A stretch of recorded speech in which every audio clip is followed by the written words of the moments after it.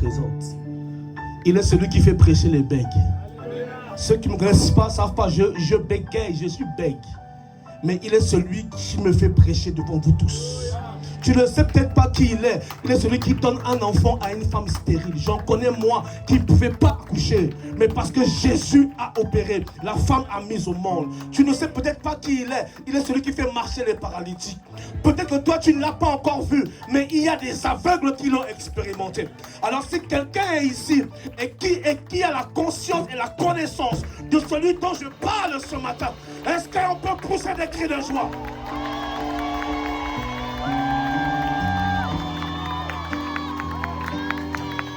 Est-ce qu'on peut pousser des cris de joie?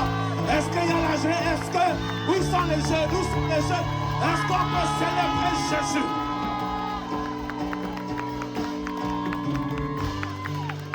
Alléluia. Alléluia. Comme cela a été dit dans la présentation, je suis prophète. Je suis profondément prophète. Ceux qui me connaissent depuis des années savent. Ceux qui étaient là vendredi, ils ont vu. Mais je suis profondément prophète. Et là, la mission d'un prophète, c'est qu'il n'en est pas de prophétiser. C'est pas non. La mission du prophète de ce temps-ci, c'est de révéler la personne de Christ. Donc tout ce que je fais, si Jésus n'est pas révélé, c'est que du vent. Donc tout ce que nous faisons à l'église, si le but n'est pas d'élever Jésus, c'est que du vent. Il faut que l'église revienne à la recherche de la gloire de Dieu. Cherchons à élever Dieu. C'est ainsi il a dit, si le Fils de l'homme est élevé comme le serpent d'airain dans le désert, il faut que le Fils de l'homme soit élevé comme le serpent d'airain dans le désert. Jésus doit être élevé.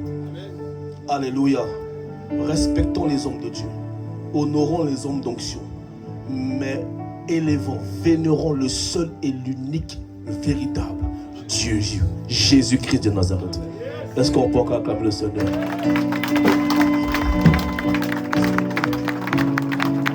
Alléluia. Est-ce qu'on peut s'asseoir rapidement? On va encore se lever. Dominique, assieds-toi, c'est pas fait, tu peux t'asseoir. Je suis encore heureux et joyeux d'être encore parmi vous. Il n'y a même pas de place assise. Hein. Bon, ceux qui sont debout là, considérez que vous faites votre sport de la journée. Alléluia. Nous étions ici le vendredi. On a passé une excellente veillée. Qui a été béni le vendredi? On a passé une excellente veillée le vendredi. Le Seigneur a été fidèle. Et aujourd'hui, nous allons... Hier aussi. Bon, hier, je n'ai pas pu être là, tu vois. Mais je sais qu'on a été béni. Alléluia. Et nous sommes là pour clôturer. Et je ne peux pas commencer sans honorer les parents de la maison. Amen. Vous savez, il y a une année, je pense que le pasteur Luc Nord et maman Dialine ne s'en souviennent même plus. Il y a une année, je crois que c'était en 2018, 19, avant le Covid, comme ça, 17, ouais, 19 par là. Ça a commencé à être difficile pour moi. Parce qu'il y a, vous savez, dans le milieu des hommes de Dieu, il y a souvent un esprit bizarre là qu'on appelle l'esprit de compétition. Hein? Et par la grâce de Dieu, moi, j'ai dans mes rangs la sœur Nicolette. Hein? Maintenant, il y a beaucoup de pasteurs aussi de ma génération qui voulaient aussi avoir la sœur Nicolette avec eux. Et ils ne comprennent pas pourquoi la sœur Nicolette marche avec un gars comme ça qui, vraiment, il n'a même pas de grande église, on ne le connaît pas, mais elle est attachée à lui, on ne sait pas pourquoi. Et ça a commencé à me critiquer de partout, dans les hommes de Dieu de ma génération. Et je me rappelle, j'étais venu ici un mercredi soir. Il y avait le pasteur, il y avait sa femme dans le bureau derrière. Je leur expliqué, voilà le problème. J'étais un peu fâché, voilà le problème et tout et tout. Je ne sais pas si vous vous souvenez. Et puis le pasteur lieutenant m'a dit une phrase. Il m'a dit, moi, nous, on croit en toi. Ouais. Et puis on a vu ce que Nicolette est en train de faire, ce qu'elle est devenue. Amen. Et vous savez, ça m'a apaisé. Et il est bon, il est agréable d'avoir des aînés qui savent vous apaiser. Alléluia. Lorsqu'il passe un moment compliqué, c'est trouble, va voir ceux qui sont plus élevés que toi, qui sont en âge, mais aussi dans la foi. Parce qu'une simple parole c'est comme 10 ans que tu gagnes. Alléluia. Et pour moi, ce n'est pas des grands frères pour moi, ce n'est pas mes yaya. Ce sont mes parents. Alléluia. Parce qu'ils m'ont connu jeune, ils m'ont connu tout mince comme ça. J'ai pris un peu de volume. Mais c'est pas de la graisse. Alléluia. Ils m'ont connu très jeune, ils m'ont encouragé. Ils n'ont pas attendu que je sois prophète ou pasteur pour me prêter le micro. Maman Gerline, c'est ma maman. Je suis toujours en train de me forcer à rester après le culte. Si je mange, je peux aller fâcher. Alléluia. Donc ce sont des parents pour moi. Et je sais, quand je vois aujourd'hui le travail qu'ils font, je dis oui. Il y a une chose qui me frappe dans cette église, j'en parlais vendredi avec ceux qui étaient avec moi. Ici, il y a l'onction de la famille. Les gens viennent à l'église en famille. C'est des choses qu'on ne voit plus trop dans les églises aujourd'hui. Aujourd'hui, c'est bon, tu vas voir les enfants vont à l'église, les parents sont à la maison, les parents vont à l'église. Mais ici, chaque fois, tu vois, c'est mon fils, ma fille, c'est la famille. C'est une onction qu'il y a ici. Et vous savez pourquoi? L'homme ne peut transmettre que ce qu'il a reçu. Donc parce que Pasteur Luc Nord est un bon gestionnaire de sa famille, Dieu ne peut que lui envoyer des familles. Alléluia. Est-ce qu'on peut acclamer le Seigneur pour la vie du groupe pastoral? Est-ce qu'on peut apprécier Dieu, apprécier ce que Dieu fait dans leur vie? Alléluia. Amen, amen. Alléluia. Il y a quelqu'un qui est ici, chaque fois que je dois prendre le micro devant lui, je suis toujours stressé. Et je me dis, Seigneur, pourquoi il est là même? Tu me comprends, non? Je dis, pourquoi il est là? Pourquoi le pasteur ne m'a pas prévenu? J'avais dit, non, oh non, je suis malade. Alléluia, lui, j'ai mon père spirituel, mais cet homme, c'est mon père. Je vous dis la vérité, je me rappelle, chaque fois qu'il a prié pour moi, il a déclaré une parole pour moi, j'ai vu la main de Dieu. L'un de mes rêves, le plus en tant que serviteur de Dieu, était de comprendre les Écritures. Et un jour, Nicolette m'appelle, elle me dit, je passe à la maison, j'ai un cadeau pour toi de la part de papa Roger. Je dis, Et je me souviens, il m'a offert une Bible rouge. Rouge sang. Rouge. Et puis il a écrit que ce livre t'apporte toutes les révélations dont tu as besoin. Et j'ai pris cette Bible-là, j'ai prêché avec, je dormais avec, je faisais tout avec. Et c'est là où la révélation, le réma, la connaissance de Dieu, des Écritures dans ma vie a grandi. Alléluia. Il n'est pas seulement mon père, lui c'est le papa de Nicolette. C'est son père même, papa de Nicolette, père dans la foi, père charnel, père dans tout. C'est son père. Donc c'est votre papy qui est là. Ce sont les enfants de Nicolette, là. Votre papy. Alléluia. C'est un monsieur d'esprit. C'est un monsieur d'esprit. Ceux qui le connaissent savent. C'est un monsieur d'esprit. Alléluia. Il est passé, il est avec ma maman aussi qui est là-bas derrière. Est-ce qu'on peut apprécier mes parents, s'il vous plaît? Je disais, est-ce qu'on peut apprécier mes parents, s'il vous plaît? Écoutez, si Pasteur Luc Nord et Maman Gerline sont vos pères de la maison, maintenant lui c'est leur... Donc c'est votre papy, hein, vous aussi. C'est l'homme qui nous a tous affectés un peu comme ça. Amen. Alléluia. Alléluia. Est-ce qu'on peut apprécier la grâce, le don qu'il est? Alléluia. Cet homme est ce qu'on dit, une génération prépare une autre génération. Vous voyez, il y a des hommes qui arrivent à la fin d'une course et ils préparent la prochaine génération. Quand aujourd'hui tu vois Nicolette, tu vois Noémie, tu vois Aurélien, tu vois Sarah, tu vois tous ces... Tu vois Jessica, non, le monsieur a bien travaillé. Tu vois, non, il a bien travaillé.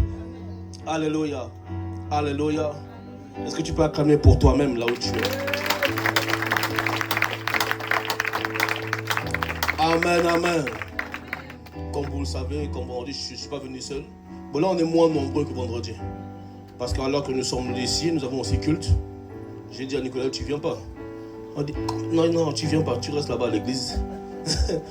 Tu restes à l'église, il y a des choses à gérer là-bas. Donc la moitié est restée. Je suis venu avec quelques-uns ici, au protocole. Le frère Dominique. Ma fille, Harmonie H. Lève-toi. Ça apprécie à mon nez. Et lui, là-bas, mon fils, gloire.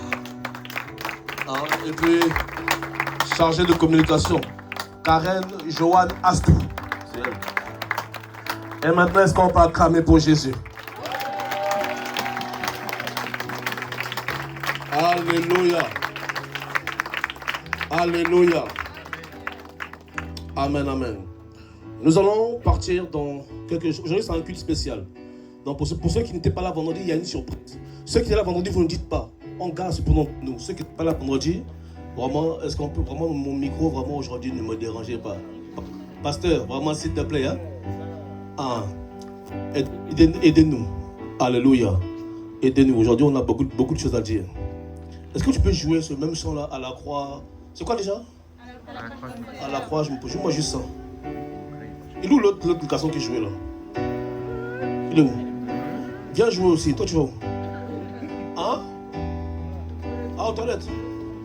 Mais oui, c'est bon. Tu as fini là-bas? Maintenant, reviens. Reviens, voilà. Jouez massage, juste ça. Accompagne-moi avec ça. Dominique, tu peux me faire peut-être, s'il te plaît. Alléluia. Est-ce qu'on peut nous mettre notre texte de base? Waouh. Chante-moi ça, s'il te plaît. Chante-moi juste ça. Les plus grands, Tout doucement.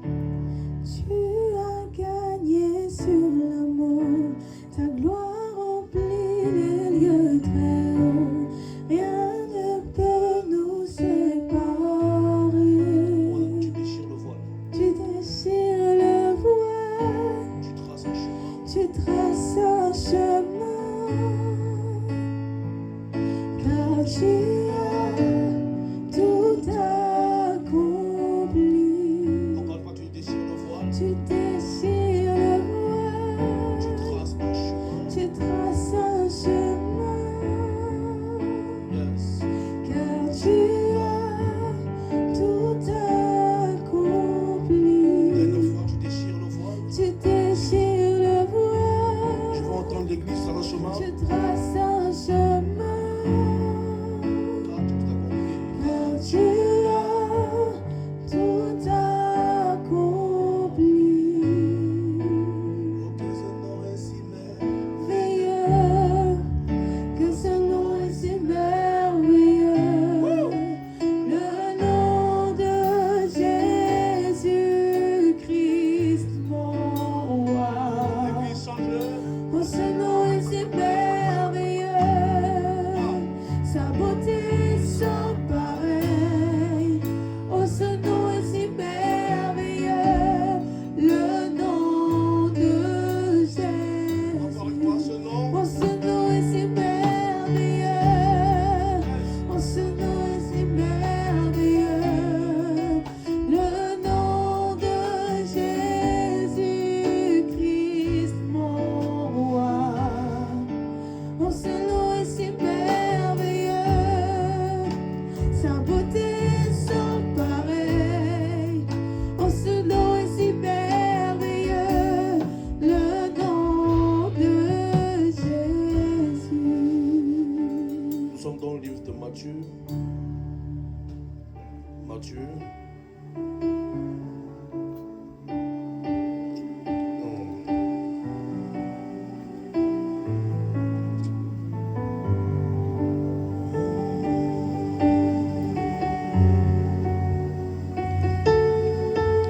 Matthieu 5.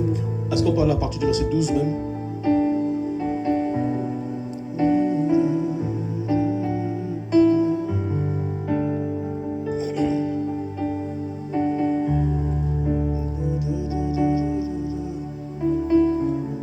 Tout le monde a sa Bible aujourd'hui. Si tu as ta Bible, lève-toi, nous allons honorer la parole de Dieu.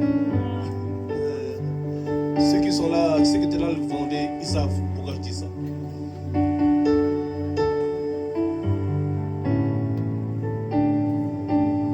On va lire à partir du verset 12. La Bible déclare ceci. Réjouissez-vous et soyez donc quoi? Parce que votre récompense sera grande dans les cieux. car c'est ainsi qu'on a persécuté les prophètes qui ont été avec vous. Maintenant, j'aimerais qu'à partir du verset 13, nous lisons tous ensemble. 1, 2, 3, c'est parti. Vous êtes le sel de la terre, mais si le sel perd sa saveur, avec quoi la lui rendra-t-on? Il ne sert plus qu'à être jeté dehors et foulé aux pieds. Verset 14. Vous êtes la lumière du monde. Une ville située sur une montagne ne peut être cachée. Parole du Seigneur, acclamons le Seigneur. Saint-Esprit, allons-y ensemble. Parlons de la part de Dieu. Que Christ soit révélé encore par les portions des Écritures. Au nom de Jésus-Christ de Nazareth. Amen. Assieds-toi attentivement. Nous allons décoller maintenant. Alléluia. Je vais tout faire, essayer de tout faire, de faire comme si pasteur, hein, les hommes de Dieu ne sont pas là. Ok, il est né entre nous. Alléluia. Amen, amen. On va oublier que pasteur Roger est là. Hein. C'est nous. Amen. Depuis vendredi, nous sommes en train de traiter une thématique qui est « Vous êtes la lumière du monde ». Alléluia. Et vendredi, nous nous sommes plus attardés sur le fait qu'il fallait payer le prix, qu'il y avait un sacrifice à faire, qu'il fallait faire un choix. Nous avons beaucoup plus parlé à la jeunesse en disant qu'on ne peut pas prétendre vouloir un changement et continuer à avoir une vie qui ne plaise pas à Dieu. Alléluia. Mais bien aimé, ce matin, je ne veux pas parler aux jeunes. Je ne veux pas simplement parler aux jeunes parce que comme maman Dialé nous l'a rappelé vendredi, nous sommes tous jeunes. Alléluia. Il n'y a personne qui est plus vieux que Dieu. Personne n'a été le conseiller de Dieu. Personne n'a l'âge donc devant Dieu et devant nous. Nous sommes tous jeunes. Alléluia. Alléluia. C'est vrai que vendredi j'ai dit que Dieu a toujours utilisé les jeunes, mais Dieu a aussi utilisé des personnes avancées en âge. Lorsque Dieu se révèle à Abraham a 75 ans. Genèse chapitre 12. Abraham a 75 années. Et lorsque Dieu réalise la promesse qu'a faite à Abraham a presque 100 ans. Est-ce qu'on me suit? Est-ce qu'on me suit? Ensuite, lorsque Dieu se révèle à Moïse a 80 ans. Oui, Exode chapitre 3, Moïse a 80 années. Alléluia. Même Josué, en fait, Dieu a aussi utilisé des personnes qui sont avancées en âge humainement. Car devant Dieu, nul n'est vieux devant sa face. Oh, est-ce qu'on me suit ici? Nul n'est vieux devant la face de l'Éternel. N'oubliez pas qu'un jour devant Dieu, c'est 1000 ans. Peut-être que pour nous, 80 ans devant Dieu, c'est 15 ans. Oui. Donc ce matin, je ne vais pas parler simplement à la jeunesse, je vais parler au corps du Christ. Amen.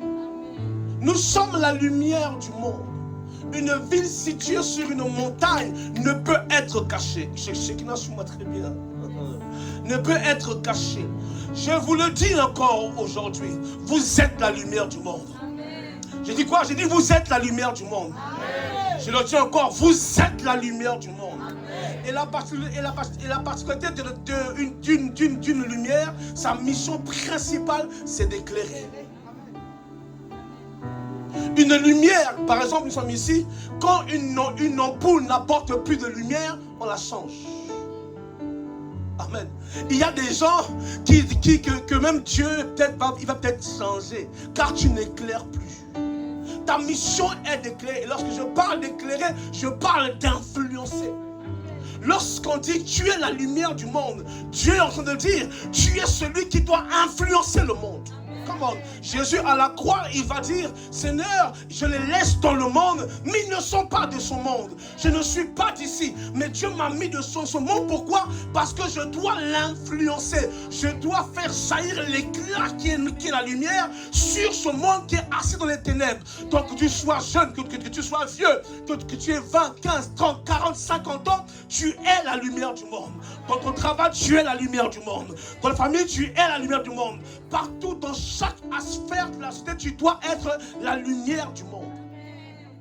Alléluia. Alléluia.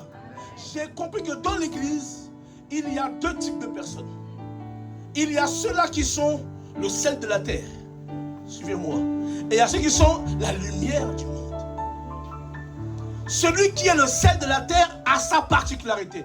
Je ne touche pas à ça encore. Mais celui qui est la lumière du monde a aussi sa particularité.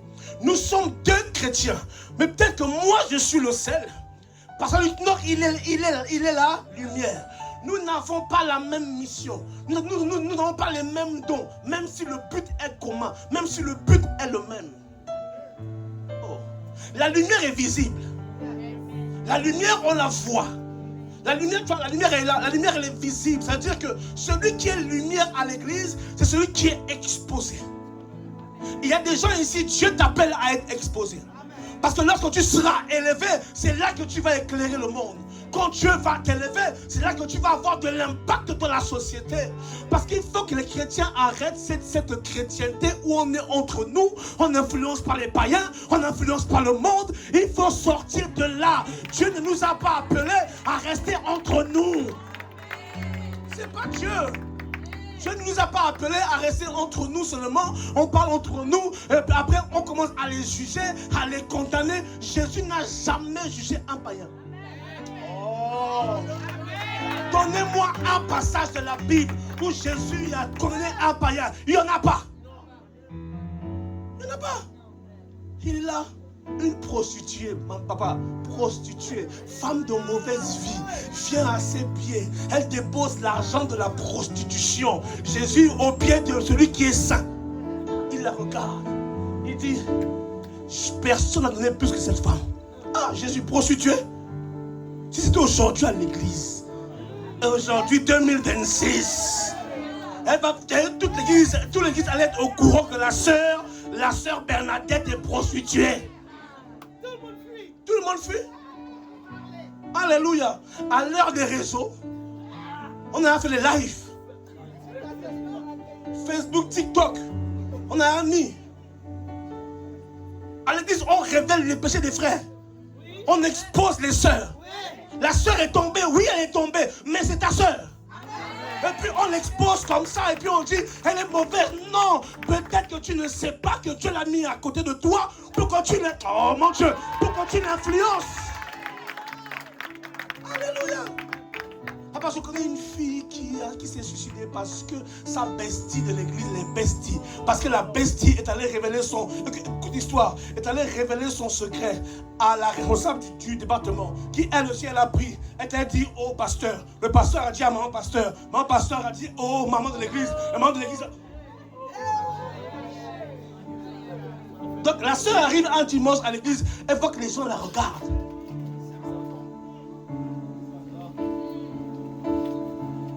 Est-ce que vous savez le nombre de personnes qui se suicident chrétiens? La méchanceté à l'église. Le mauvais cœur à l'église. Oui. Les mauvais cœurs à l'église. À l'église, il y a les mauvais. C'est comme si les sorciers se sont rassemblés à l'église.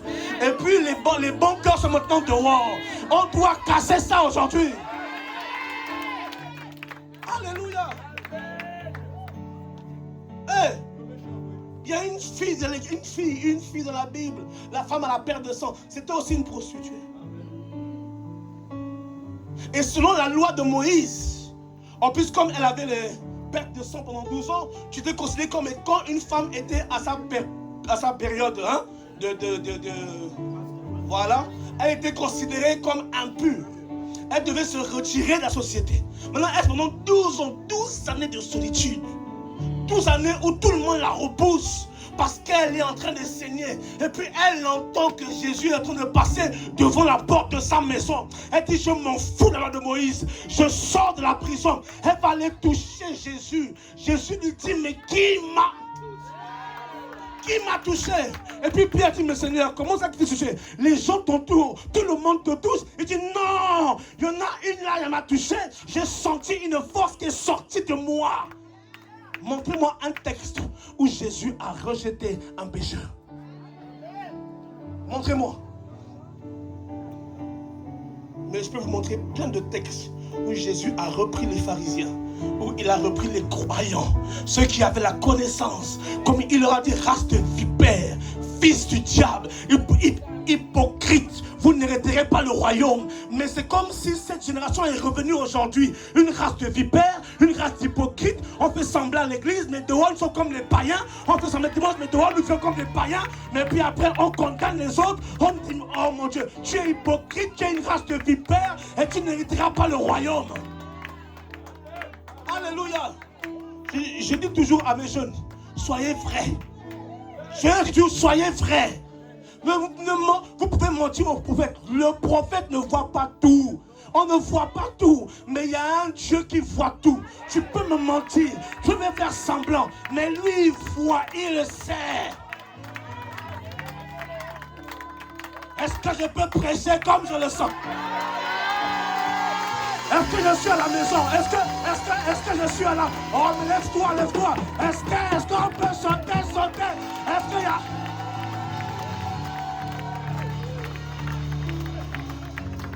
Alléluia. Alléluia. Le but de la lumière, c'est d'éclairer. Notre but, c'est d'apporter l'éclairage. Chekina, Dieu va t'élever dans cette génération. Écoute très bien, Dieu va t'élever dans cette génération. Mais hier nuit, Dieu me disait de te dire ceci. Le jour où tu vas commencer à condamner les autres, l'onction arrêtera de couler sur ta vie. De ta bouche, ne condamne jamais quelqu'un. Jamais. Jésus n'est pas là. Jésus n'est pas allé à la croix pour les saints. Jésus dit, je ne suis pas venu pour ceux-là qui sont bien portants, mais pour ceux-là qui sont malades et qui ont besoin de repentance. Alléluia. Est-ce que je peux vous parler? Je peux vous parler? À l'église, on passe maintenant des messages qui ne transforment plus les vies, qui n'apportent plus même les gens, quand même plus les gens à la véritable repentance, quand même plus les gens véritablement à chercher Dieu. À l'église, il y a deux types de messages qui cartonnent aujourd'hui. Si tu veux être un homme de Dieu populaire, c'est pas assez, mon compte aussi. Dominique, merci mon frère.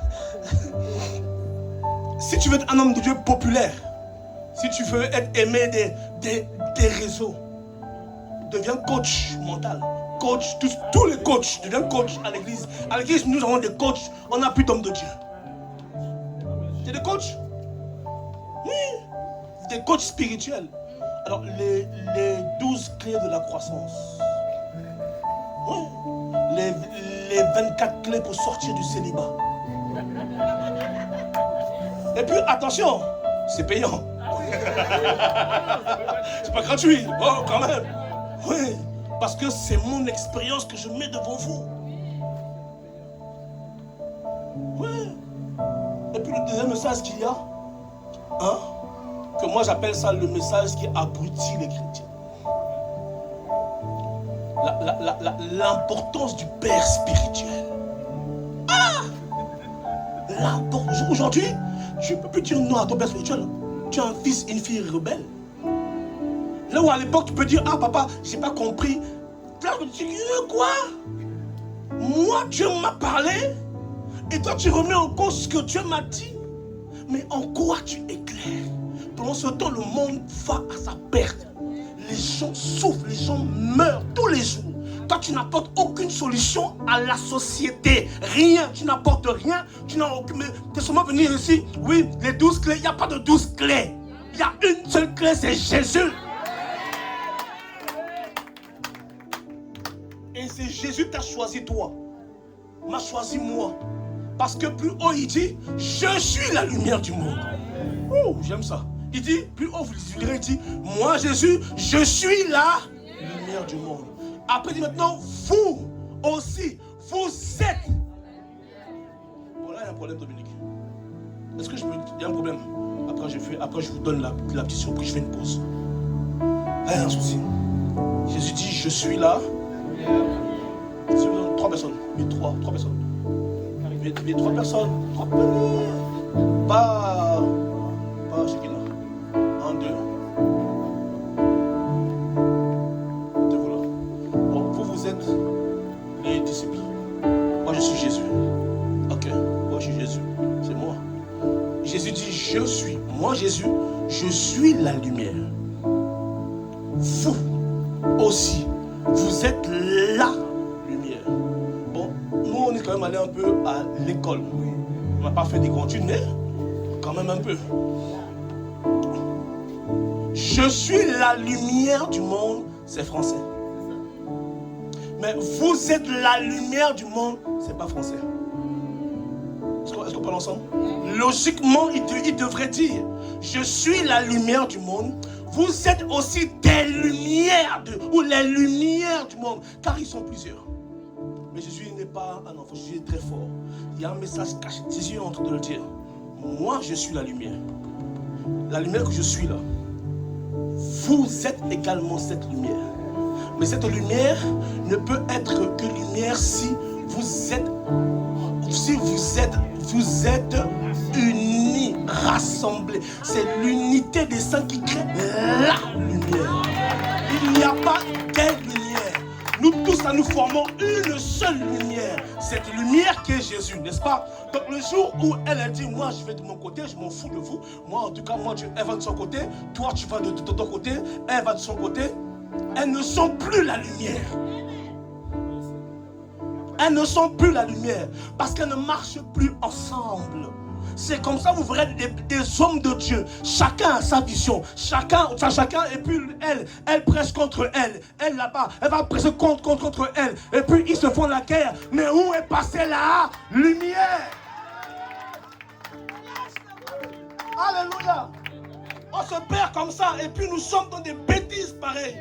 Elle va dire, oui, j'ai vu telle sœur, telle servante de Dieu qui a parlé, et puis elle contredit l'autre publiquement. L'autre, mais pendant ce temps-là, le diable avance.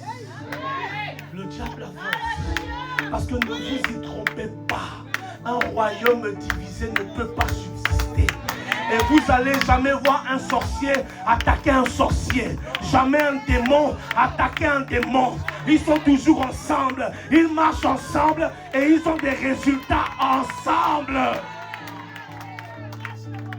Il n'y a que les chrétiens, il n'y a que nous, on se fait la guerre. Écoutez, Jésus va dire une chose extraordinaire. Lorsqu'on chasse un démon dans le corps d'un homme, il dit, la Bible dit qu'il part dans les lieux arides. Et puis il dit en lui-même, car il sait que être seul c'est bien, mais à plusieurs c'est mieux. Il dit en lui-même, je repartirai de ma maison. Mais il va prendre 7 autres esprits plus puissants que lui. Et lorsqu'ils reviennent, la Bible déclare que la condition de la personne est pire que eux. C'est pourquoi? Parce qu'il a dit, seul j'ai échoué. Mais si on vient à 8 nous allons avoir la victoire. Mais les chrétiens pensent que lui tout seul il va y arriver, que lui seul il va influencer, lui seul il est la lumière, que lui seul tu es en train de perdre le temps à l'œuvre de Dieu.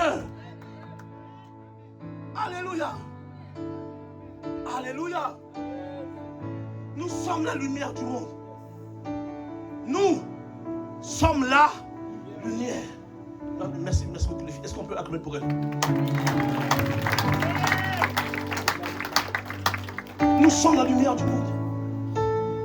Nous sommes la lumière. Et je suis convaincu d'une chose, Shekinah, que parce que Jésus a dit aux disciples, ne quittez pas Jérusalem. Acte 1. Mais Jésus ne leur a jamais dit, rassemblez-vous et priez ensemble. Jamais. Il a juste dit, ne quittez pas Jérusalem.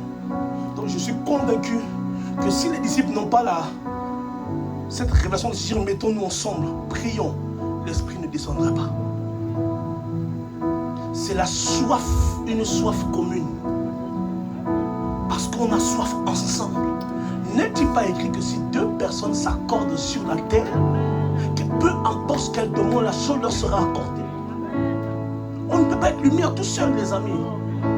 Vous pensez que l'église là serait devenue comme ça si Pasteur Lucas travaillait sans sa femme? Maman, tu penses qu'il aurait réussi? Non. Papa, tu penses que je aurais réussi? Jamais. Non. Non, ne pense pas que tu ne peux pas y arriver seul. Tu ne peux pas y arriver seul. Il y a un homme qu'on appelle Paul. Paul, que tout le monde connaît. Paul qui a écrit la plupart de tous les livres du Nouveau Testament, la plupart. Paul qui est pris comme la référence de tous les hommes de Dieu. L'apôtre Paul, ils avaient avec son frère, c'est Ananias, je crois, quelque chose comme ça. Oui. Et ils vont marcher ensemble. Et ils avaient un petit à eux qu'on appelait Marc. Et Marc va mal se comporter. Et puis Paul et son frère vont commencer à se disputer au sujet de leur jeune frère. Paul va dire, non, moi, ce gars-là, c'est un faux type. C'est un lâche. Jamais, je ne marche plus avec lui. C'est fini. Et l'autre dit, non, même s'il a mal fait, on doit pardonner, c'est notre frère. Et puis, ils sont séparés comme ça. Mais lorsque vous lisez 2 Timothée, Paul est en train d'écrire. Là, Paul est au soir de sa vie. Paul est à la fin de sa vie. Il sait qu'il va mourir. Il écrit, il dit à Timothée, Timothée, là où je suis resté seul. Tite est parti. Silas aussi est parti. Il n'y a que Marc. Oh Jésus. C'est Marc qui est revenu, qui est resté avec moi. Car il est une bénédiction pour mon ministère. Marc, Paul avait rejeté au début de son ministère. Et le Marc est devenu son plus grand compagnon le soir de son ministère. Tu ne sais pas par qui tu vas passer. Tu ne sais pas qui Dieu peut utiliser pour ta destinée. Alors, ne n'aie pas la prétention de croire que tu t'autosuffis. Alléluia. Alléluia. Dis avec moi, je suis la lumière du monde. Non, nous devons changer. Nous sommes la lumière du monde. Dis-le bien, nous sommes la lumière du monde. Bon, est-ce que vous voulez que je vous prenne maintenant ma surprise? Okay. Ce matin, je ne prêche pas tout seul. C'est moi, je prêche aujourd'hui. J'ai demandé à papa si on pouvait modifier le programme. Amen. Parce que il y a quelqu'un qui y a une personne qui est sur l'affiche. Moi, je ne sais pas pourquoi elle est sur l'affiche. Voilà.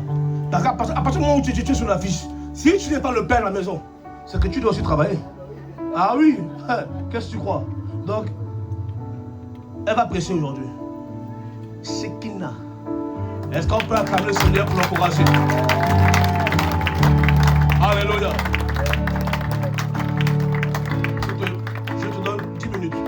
Ouais, c'est moi qui fais le programme. Allez, fais ça là. Tu as 10 minutes après, on continue. C'est moi qui fais le programme. Amen. Amen l'église. Amen l'église. C'est une surprise pour moi aussi. Je l'ai appris vendredi aussi, ne vous inquiétez pas.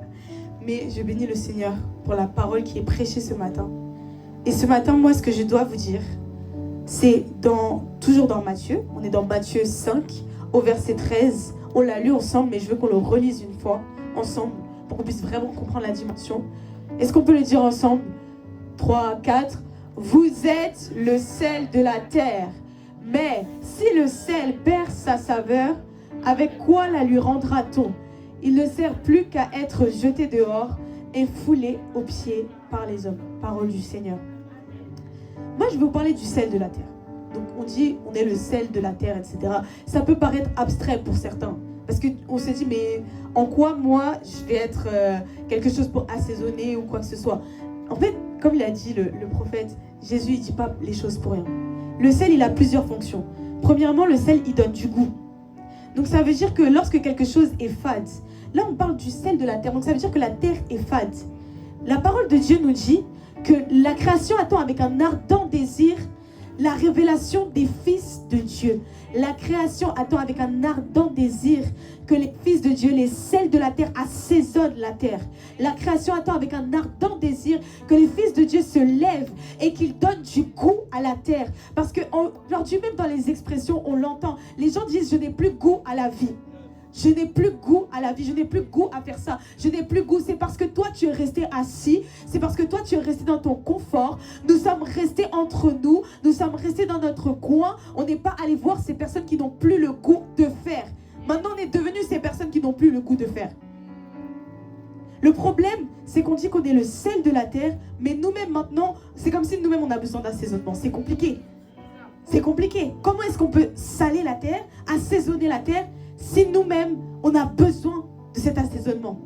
C'est la situation actuelle de l'Église. Donc, le sel de la terre, d'abord, c'est le goût. c'est le goût. Le sel, il vient, nous venons assaisonner la terre, donner vie, donner vraiment du goût. Et la deuxième fonction, qui est très importante, c'est la purification. Le sel, il purifie. Pour ceux qui cuisinent, nous cuisinons, voilà, on sait, etc. Lorsque tu veux cuisiner et que tu veux que ta viande, elle puisse être plus pure, on va dire ça comme ça, tu vas mettre du sel, n'est-ce pas? Amen. Tu vas mettre du sel. Donc laissez-moi vous dire que Jésus, il n'a pas dit ça pour rien. Ça veut dire que nous devons sanctifier la terre. Est-ce que vous avez compris cette dimension? Ça veut dire que nous, on doit être là pour que la terre, elle reste saine. Alors il faut que nous-mêmes, que le Seigneur trouve en nous la sainteté. Si on est là pour sanctifier, ça veut dire que nous-mêmes, on doit être saints. On doit se sanctifier, mais constamment. La parole de Dieu nous dit aussi que nul ne peut voir le royaume des cieux sans être sanctifié. Nul ne peut voir le royaume des cieux sans être saint. On oublie ce genre de message. C'est le message qu'on ne prêche plus, la sanctification. Mais laisse-moi te dire que si tu es le sel de la terre, et ce que j'aime bien avec le Seigneur, c'est qu'il parle bien, il parle très bien. Il ne dit pas vous êtes peut-être, vous êtes peut-être, ou vous êtes, vous serez, ou vous étiez. Il dit vous êtes le sel de la terre. Il te l'impose.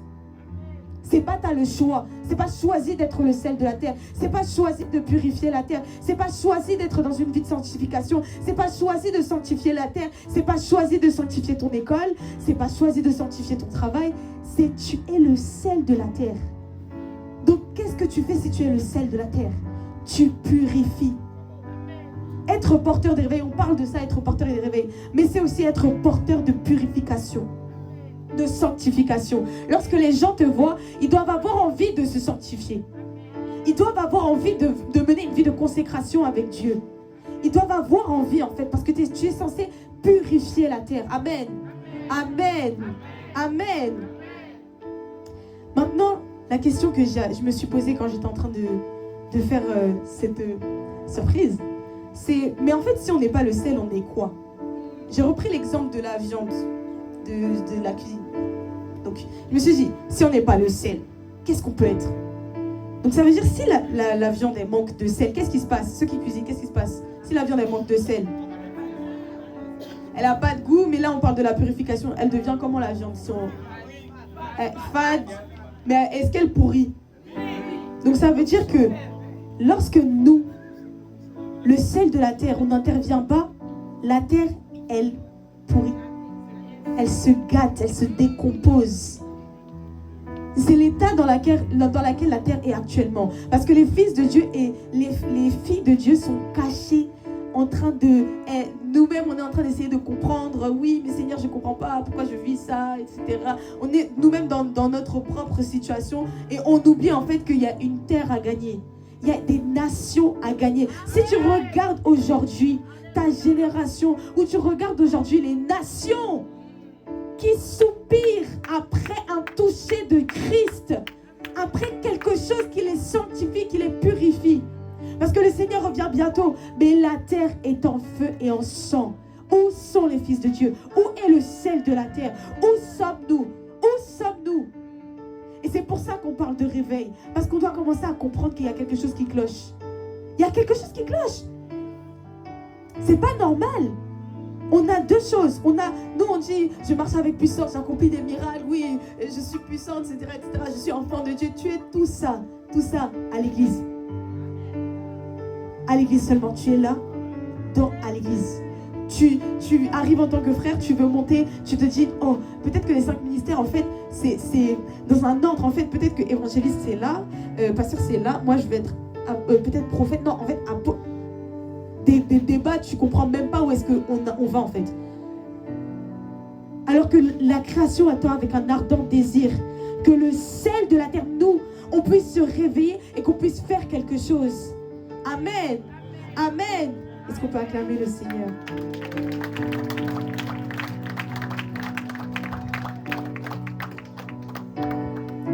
Une autre fonction que le sel a, et j'ai compris que c'était une révélation, c'est vraiment la conservation. J'ai dit la purification, mais là c'est différent. La conservation, c'est, encore une fois, j'ai pris l'exemple de la cuisine. Quand tu veux conserver la viande, et tu n'as pas par exemple de réfrigérateur, etc., tu vas mettre dans le sel. Est-ce que vous me suivez? Donc ça veut dire que nous, le sel de la terre, on est là pour conserver la terre dans un état de purification pour le retour de Christ. On est là pour conserver la terre dans un état de sanctification pour le retour de Christ. Le problème, c'est que le sel a perdu son goût. Le sel a perdu sa fonction. Le sel a perdu sa nature. Et maintenant, aujourd'hui, nous-mêmes, on demande à ce qu'on puisse être conservé pour le retour de Christ saint, alors que nous-mêmes, on doit avoir la fonction de faire de la terre, justement, une terre qui reste saine. On est en train de se combattre avec nous-mêmes au lieu de faire le combat pour les nations qui soupirent après le Seigneur que nous disons que nous avons. On dit qu'on est le temple du Saint-Esprit, qu'on est porteur de réveil, porteur de la présence de Dieu, etc., etc. Mais en vérité, on ne manifeste pas Christ. On ne le manifeste pas. On ne le manifeste pas. On parle d'être porteur de réveil, porteur de ci, porteur de ça. Mais la vérité, c'est que si on veut vraiment l'être, on parle de goût. Ça veut dire qu'il doit y avoir une distinction entre ce qui a du goût et ce qui est fade. Mais on ne fait même plus la différenciation. Et c'est vraiment ce qui doit changer aujourd'hui dans nos églises. C'est ce qui doit changer dans nos cœurs. On doit rentrer dans un état de repentance, dans un état vraiment de purification, et que le Seigneur puisse nous rendre notre goût. Que le Seigneur puisse nous rendre notre fonction, qu'il puisse nous rendre notre goût, et que nous puissions réellement commencer cette mission de conserver la terre saine jusqu'au retour de Christ. Parce que lorsque Jésus va revenir, il s'attend vraiment à sauver le plus de personnes possible. Mais comment est-ce que tu penses que ton voisin qui ne connaît pas Christ, il va recevoir Christ si tu ne lui parles jamais de Christ? Même si tu ne lui parles pas de Christ, tu te comportes comme un païen. Tu te comportes comme quelqu'un qui ne connaît pas le Seigneur. Comment est-ce que tu penses que tu vas l'évangéliser? Je crois qu'il y a une phrase un jour qu'on m'a dit, et je ne l'ai jamais oubliée, la première Bible des personnes qui ne croient pas en Dieu, la première Bible qu'ils vont avoir, c'est nous. On est la Bible. On est la Bible en mouvement, on est la Bible. Quand on va au travail, on va à l'école, on va je ne sais où, on est la Bible en mouvement. Donc ça veut dire qu'on doit vraiment manifester cette dimension où la personne qui ne connaît pas Christ me voit, elle a envie de donner sa vie à Christ. Elle a envie de donner sa vie à Christ parce que, oui, malgré les péripéties que nous, les chrétiens, on peut connaître, parce que des fois, on a l'impression qu'être chrétien, il n'y a pas de souci, il n'y a pas de problème. Non, pas du tout. Pas du tout. Mais la différence entre nous, les chrétiens, et ceux qui n'ont pas Christ, c'est qu'on a l'espoir, on a l'espérance, on a la vie, on a la parole de vie, on a l'eau de vie, on a Jésus-Christ, on a le roc, on a le conseiller, on a le consolateur, on a vraiment le Seigneur avec nous. Peu importe les tribulations, peu importe ce qui peut se passer dans nos vies, il est là avec nous. Voici la différenciation. Voici la différenciation. Et qu'on ne puisse plus jamais nous confondre. Lumière et ténèbres. Amen. Soyez bénis. Est-ce qu'on peut encourager... Attends. Est-ce qu'on peut encourager Shekinah? Est-ce qu'on peut acclamer le Seigneur pour sa vie? Alléluia. Non, vraiment, est-ce qu'on peut encourager Dieu pour la vie de Shekinah? Alléluia. Alléluia. Le Seigneur va te faire du bien. Je vais finir.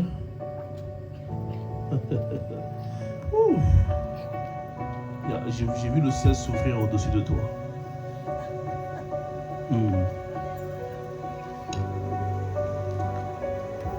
Nous avons le ciel, nous avons la lumière, n'est-ce pas? J'ai dit c'est deux types de chrétiens. La lumière a de l'impact par la dimension de l'influence. La lumière apporte de l'influence. On a dit la lumière c'est Christ. La lumière c'est aussi la parole. Alléluia. C'est-à-dire à l'église il y a des personnes à qui Dieu appelle lumière. Parce que tu es appelé au ministère de la parole. Tu dois prêcher l'évangile. C'est dans ça que tu vas influencer la terre. C'est dans ça que tu vas gagner les âmes. Lorsque Dieu m'a appelé Pasteur Luc Nord en 2000... en fait, moi je suis un enfant de l'église. La première fois que j'ai fait une vision, j'avais 13 ans. Je ne vous dis pas en quelle année.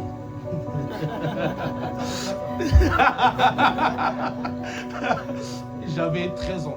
Ma mère, je n'ai jamais compris. J'explique ça souvent à mes enfants là. Papa, j'ai pas compris. Ma mère, nous sommes 8 enfants.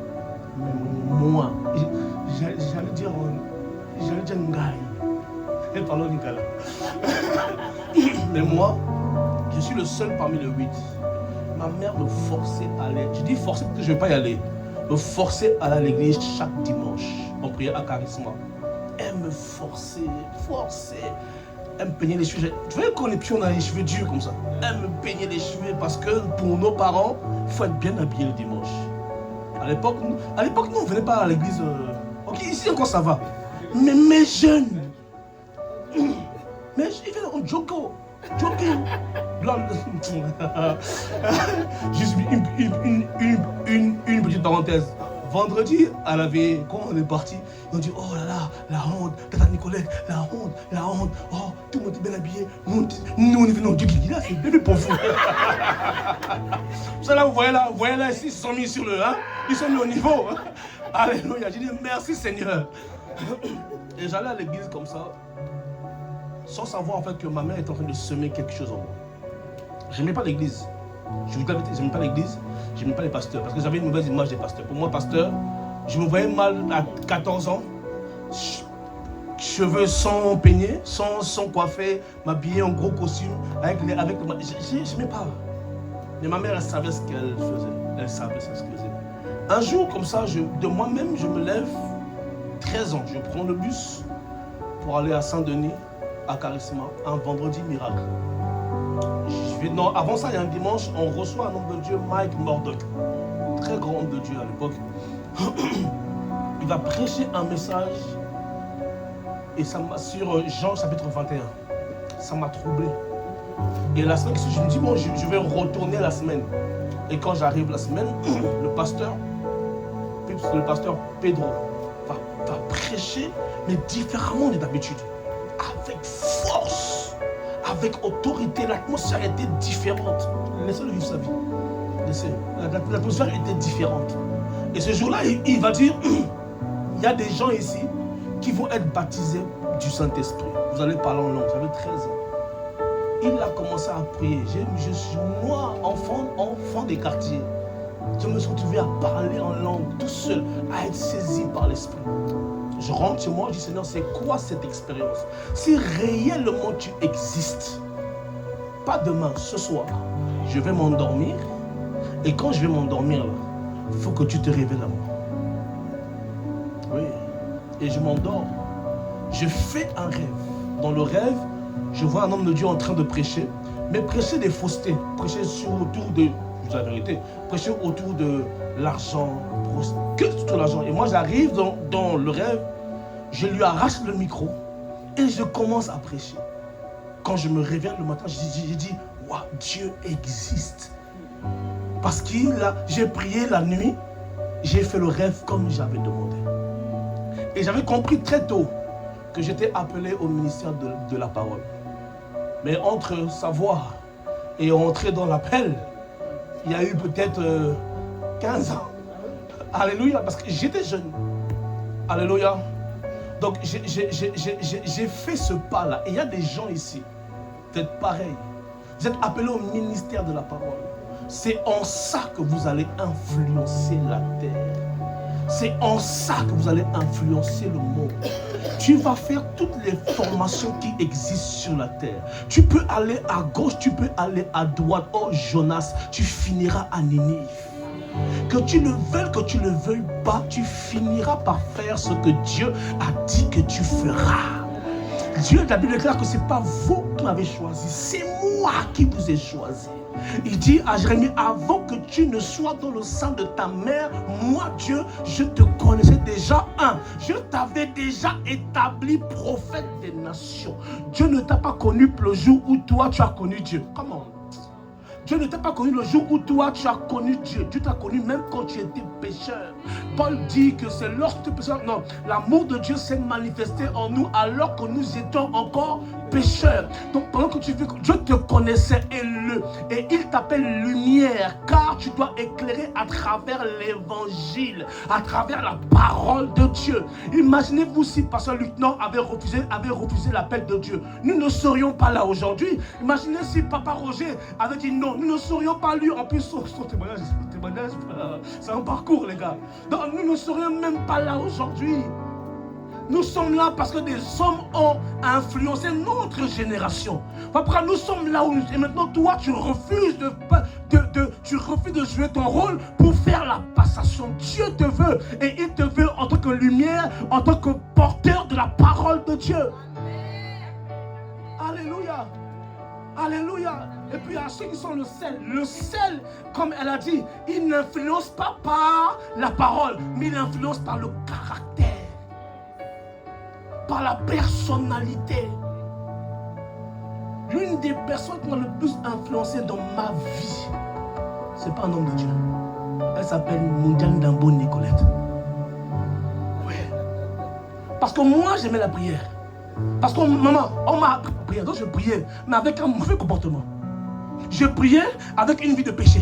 Mais quand je continue Nicolette, tu vas essayer de mentir un peu. Elle dit, on ne ment pas. La Bible me dit ceci. J'ai commencé à massacrer, j'ai commencé à voir qu'en fait, j'aime Dieu, je prie beaucoup, mais mon caractère n'est pas en adéquation avec la parole de Dieu. Donc vous voyez qu'elle n'a pas prêché. Elle n'a pas ouvert la Bible, mais sa personnalité, son caractère m'a influencé sans qu'elle ait eu à prêcher la parole. Il y a des gens ici, vous êtes le sel de la terre. Là, tu ne sais pas qui t'observe, tu ne sais pas qui te regarde, tu ne sais pas qui te regarde. La Bible est claire, nous sommes environnés d'une multitude de témoins. Tu ne sais pas qui a les yeux sur toi. Peut-être qu'il y a un frère qui souffre, mais il se dit, parce que tel frère, telle soeur se comporte, je vais un peu aller voir dans son église, je vais un peu aller voir son Dieu. Peut-être qu'en voyant son Dieu, ma vie va aussi changer. Mais ce sont les chrétiens les plus impolis, Non, tu dois changer. Le sel de la terre influence par son comportement, par son attitude. Tu peux être à l'école, mais c'est toi qui sèches les cours. Tu es chrétien, tu frappes les profs. Tu es chrétien, tu exclus au collège ou bien dans tous les lycées. Ça doit changer, car tu es le sel de la terre. Tu dois influencer les autres. Donne-moi la main, il faut que je parle. Alléluia.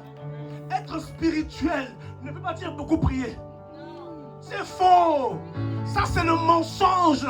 On nous a fait croire que être spirituel, que être chrétien, avoir la foi, c'est prier 2 heures, prier 4 heures, prier 6 heures. Mais si tu pries 6 heures, mais que tu es impoli, ta prière n'est rien. Si tu pries 10 heures, mais que ton caractère n'est pas bon, ta prière n'est rien, frère. Change d'abord ton caractère avant d'aller prier.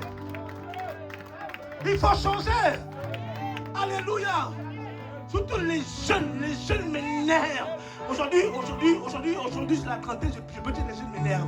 Oui, les jeunes m'énervent. Parce qu'ils ont toujours des raisons. Toujours, non, oui, mais moi, c'est ma génération, moi. Non, il n'y a pas de génération. Tu n'es pas plus jeune que Jésus, tu n'es pas plus vieux que Jésus. Tu dois changer. Alléluia. Tu vois les jeunes sœurs, les jeunes frères à l'église, ils respectent le pasteur. Ils sont oui papa, mais à la maison des impolis, ils répondent à papa, ils répondent à leur maman. Et puis non, tu dois changer parce que tu es le sel de la terre. Donne-moi l'amen. Oui maman, je parle bien. Alléluia. Tu ne sais pas que peut-être que ton frère qui ne croit pas encore en Dieu, dont le cœur est dur, c'est peut-être à cause de ton comportement. Tu te dis, mais attends, pourquoi je vais être chrétien si la sainte, celle qui est à l'église tous les dimanches, c'est elle qui à la maison, elle nous terrorise. Pourquoi je vais être chrétien? Pourquoi? L'une des raisons pour lesquelles je n'aimais pas l'église, c'est à cause de la manière dont mon père se comportait à la maison. Je lui dis, bon papa, là où je vais prêcher là, je vais parler de toi. Mais je vais parler de toi d'avant. Donc je vois la vidéo au cas où je l'avais déjà prévenu. Amen. Mon père était un homme qui allait à l'église avec ma mère, mais à la maison, Il nous terrorisait. On appelait mon père le petit frère du diable. Comment? Tonton Marco. Parce qu'on rentre à la maison. Mon père, tout le monde, tous ceux qui sont dehors voient mon père comme un héros. Voyaient mon père comme un héros. À l'église, tout le monde l'appréciait. Voilà, Papa Jeff, l'homme capable. Papa Jeff, Monsieur Jean-François, à Loco. Mais nous, à la maison, quand on entend les bruits de la clé, tout le monde coupe, tout le monde se cache.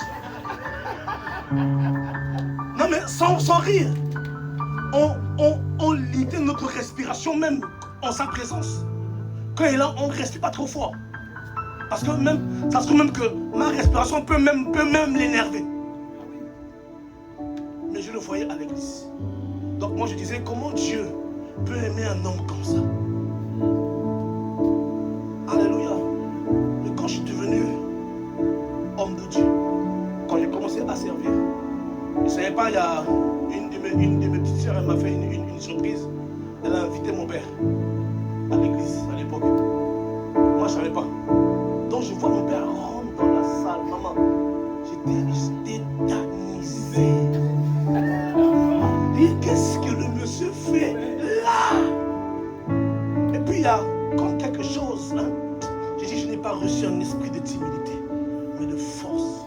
J'ai dit, c'est là le juste monsieur, je vais me venger. J'ai prêché avec force. J'ai vu ce monsieur qui me terrorisait de mettre debout.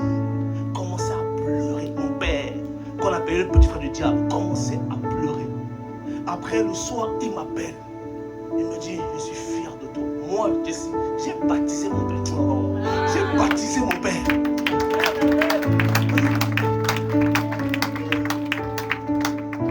Puis avec Élisée, on voulait le noyer. On le met dans l'eau, on laisse un peu. Reste un peu là-bas. Il faut que tu sauves la belle personne. Alléluia. Aujourd'hui, mon père parle de moi tous ses amis. Il dit, attends, quand il a une décision après, il dit, attends, j'appelle mon père spirituel. Mon père. Pourtant, je n'ai jamais prêché la parole à mon père. Jamais.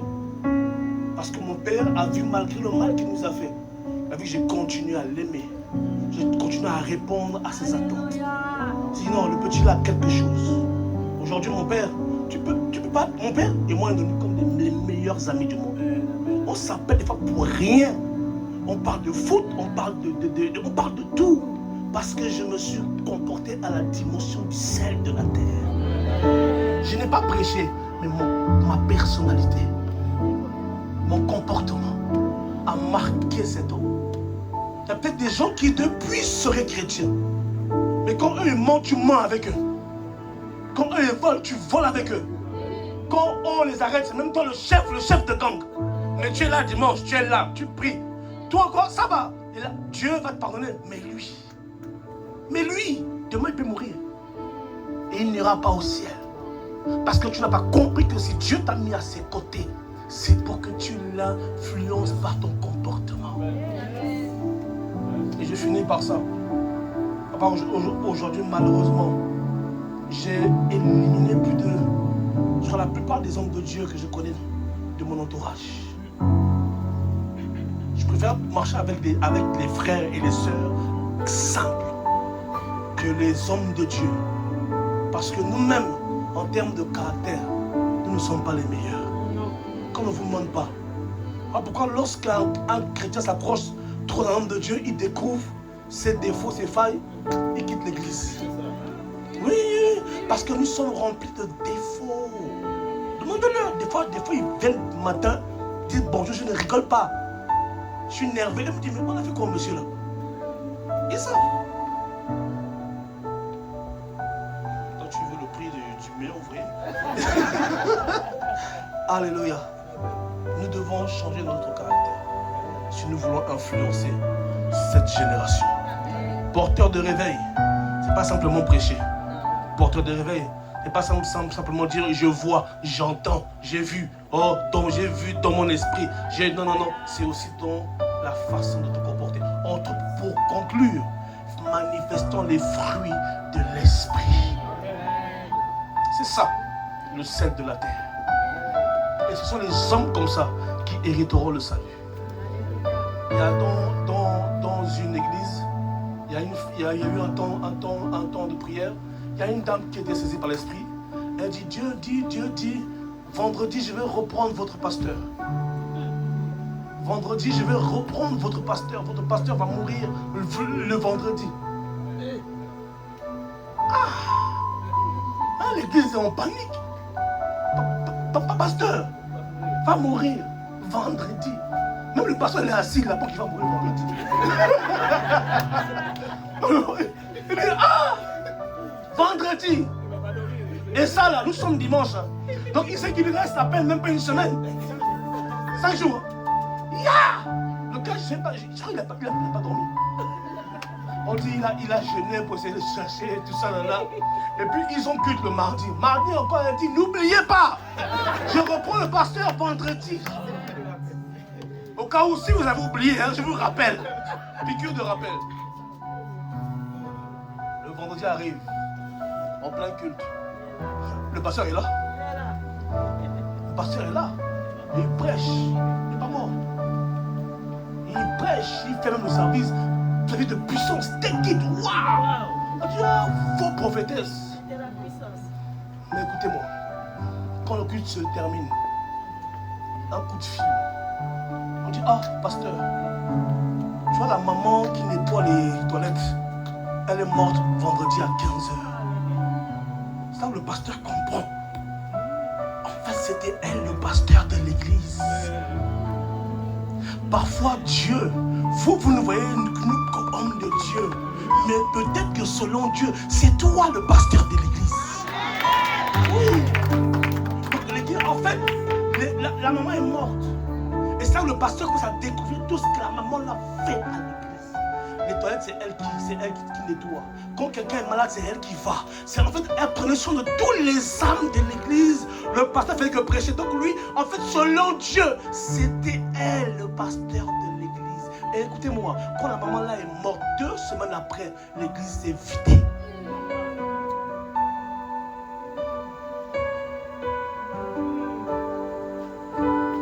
Ne néglige pas toutes, même les petites choses que tu fais. Ça peut sauver des vies.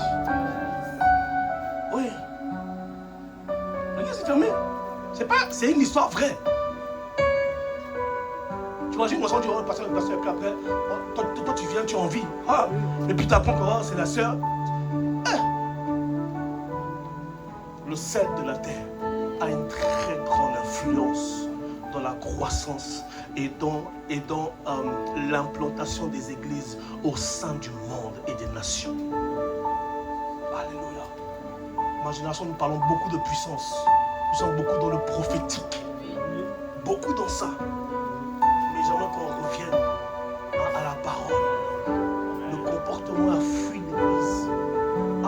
Revenons un peu aux choses, aux fondamentaux. Revenons. Le bon comportement change des vies. Change des vies. Dernier témoignage. Je travaille dans une entreprise parce que j'ai changé ma façon de voir le serviteur. J'ai dit, Seigneur, je ne veux plus jamais vivre des 10 000 francs. Je veux gagner ma vie. Je veux être un bon père, un bon mari. Je veux gagner ma vie. Donc je suis allé travailler. Je travaille. Maintenant, quand tout le monde dit, on va licencier 270 personnes. Papa, j'en fais partie. Et puis on me dit, on te laisse, comme là il y a beaucoup de demandes, on te prolonge le contrat de 2 mois. Après là, on se sépare. Je dis, vous avez menti. Moi, j'ai essayé la balle. Jamais. J'ai pas prié. J'ai pas jeûné. Je commence normalement à 6h. Je suis là à 4h. J'arrive à 4h, je suis là. Je vais aider tout le monde. J'aide tout le monde. Tu as besoin d'aide. Pendant 2 semaines, 0 retard. 2 mois, 0 retard, 0 absence. Et puis je pars plus tard. Je dis bonjour à tout le monde. Je toque. Ça va, tu vas bien? Je dis bonjour.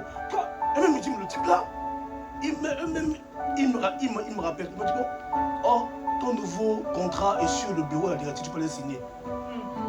Je dis, mais je vais te virer, non? Et puis quand j'arrive dans le bureau, oh, Jésus, j'arrive dans le bureau, mais nous les Noirs là, on n'aime pas lire. Mais là j'ai dit je vais lire.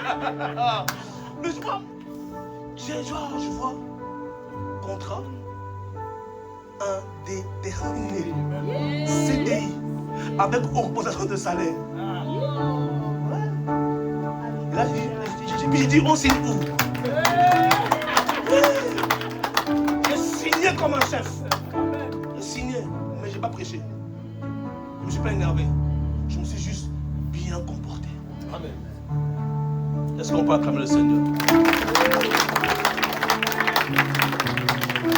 Est-ce qu'on peut acclamer le Seigneur?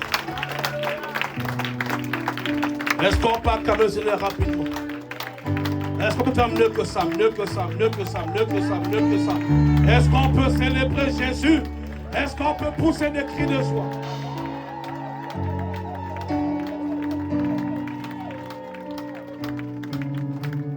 Alléluia. Alléluia. Je veux que tu prennes la main de celui qui est à côté de toi. Nous allons finir. Nous allons finir. On fait juste quelque chose, juste 2, 3. Juste faire ce que j'avais dit que j'allais faire le vendredi. Juste ça.